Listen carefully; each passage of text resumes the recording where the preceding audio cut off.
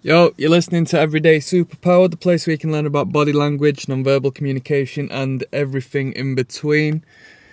Yo, the topic today is, how do you feel and how do others feel? Potentially somebody you are interested in when you enter their intimate space. The intimate space of a person is a radius of literal touch to 18 inches away from their being. Beyond that is personal space, and that will span to more or less 4 meters external as a radius. But how do people react when you enter their intimate space? It does vary dependent on the environment. So, over in London, such as New York and places like that, if you go to the Tube, it's going to be absolutely rammed full of people. So being within somebody's intimate space is a little bit more appropriate as opposed to being in somebody's intimate space in conversation or where there is more space to be present within. It's unnecessary, okay? It's a very bold statement. This links in with the familiarity principle and our brains getting excited over the idea of somebody being too close to us. It's a survival mechanism to ensure that we need to keep safe. Why are we letting this stranger in? So how do you feel and how do they feel? Do they step away?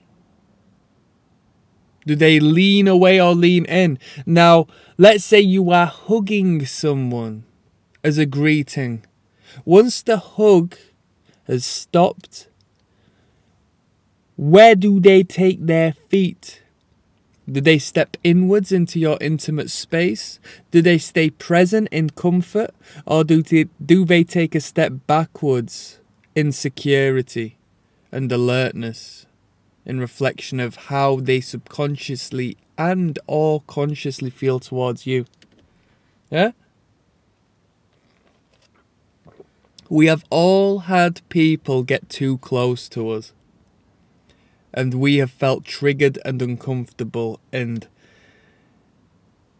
had to move away from that person. Not completely, but subtly move away. Maybe if this person is an authority figure and we need to remain within their good books, or you are a little more so comfortable, you can have the prolonged touch. If it is a, person you are sexually interested in, it's ecstatic, electric, exciting. But if it's somebody whom you're not, it can get very uncomfortable very fast. Does she allow you into her personal space? Or does he allow you into his personal space? That is a showcase of his brain. That is an insight as to how his actual survival mechanism perceives you. If you get within that space and they don't move away, you know that their survival mechanism is identifying you as someone whom can be trusted. At least in the physical sense, okay?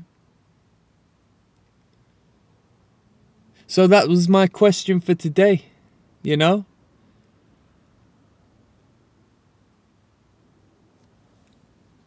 Up to 18 inches of radius around the person, all the way down to the physical touch of the skin, is the intimate space.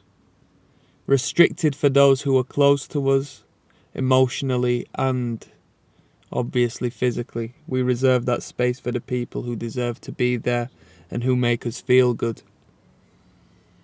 Personal space is debatable. We keep these people at an arm's length, and beyond there becomes the talking distance, where we can engage freely and feel comfortable with the appropriate amount of space between us.